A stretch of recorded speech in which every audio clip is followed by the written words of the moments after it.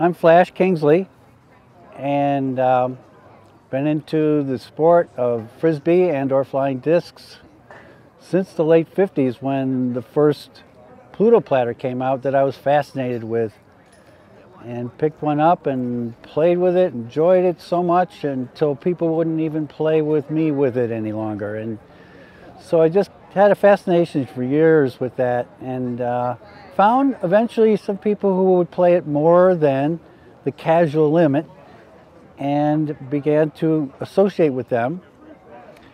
And in college at Western Michigan University in the late 60s, I developed team games and ways to play it with other folks that really enjoyed it, going out for long passes and kind of an infinite game of ultimate, sort of basically, but football combined, and just enjoying the whole thing. Until 1973, I went to an IFT up in Houghton, Michigan, and met a couple of key people that year that changed everything for us as far as us disc lovers or Frisbee players, and got to meet Dan Roddick, and I became fast friends, and as a result of that, both became working at Rutgers University in New Brunswick, New Jersey, and started a very passionate interest in the sport and developing it with other players in different parts of the country. And in 1974, we decided to run an overall tournament with 8 events, and one of those events was golf. And the term for the tournament was Octad, meaning 8 events. And golf became very interesting. People really gravitated to and enjoyed it. And we met up with Jim Palmieri, who had a golf interest also in Rochester, New York, and started associating with him. And Jimmy ran his own golf tournament only in August of 1974. And meanwhile, the entire sport nationally was becoming together with people with a strong interest in the game. The development of discs improved. Whammo became much more interested in it rather than a toy than with the product that they were making for players who needed something they could really play well with. So it was a great privilege for me to be associated with players and the interest in the game with Whammo and their staff, and be able to promote it through the North American series of events, which transpired after that period of time, and the World Championships, and just working with the entire production and interest in the entire sport that developed that we had today.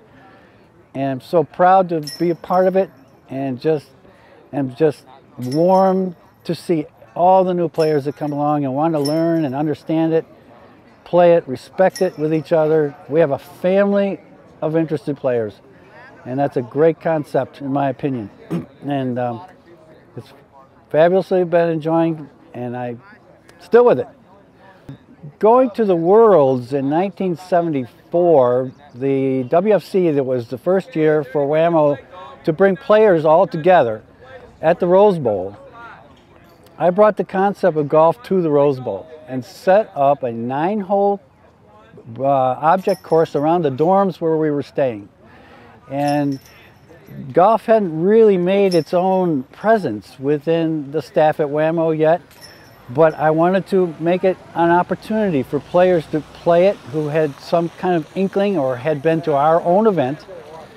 And so that was a very premier moment, a subtle moment, but a very important one for players all over the United States who had come to the World Championships. And golf really got a hold at that point and became, by 1975, an actual event at the World Championships, which I came in 6th in the world that year in the competition. And by 1976, there was actually the chain baskets available. So it was really great to be in the premier moments of the foundation of disc golf, which I'm an avid player at my age, even to these days. Something you can always do. A lot of times as people get older and they have problems with legs or whatever may happen, they can't do some of the major field events as easily as they can continue to play golf. They'll have it always. As long as they can throw it, they'll be able to be a golfer. MTA is my favorite activity with disc throwing because I started that way. But golf is definitely an important aspect of association with other players and having a good competitive format to be able to aspire to. Favorite course that I have ever seen or played is near Madison, Wisconsin.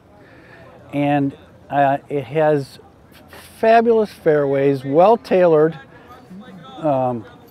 greens, lengthy holes, and is geared to the modern concept of golf plastics, so that there are legitimate par fours.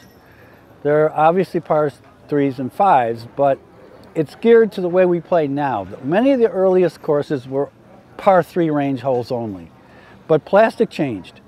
The golf disc technology advanced, and therefore courses had to advance, and that's one of my favorite ones. And there are many, many, many great ones around the United States. Even one in my local area is now of that caliber. But it's always progressing and moving and advancing in the best direction it can for technology and the player. I always enjoy the great saying that people that mock our sport are big ball players of ball sports. I always like to say, if a ball could dream, it would dream it's a Frisbee, because the dynamics that we have in our implement of athleticism are far more advanced than a ball that just goes back and forth. And so someday they may see that, and there are some great ball players that are involved with this sports also. So it's all growing and all going in the right direction. We support each other.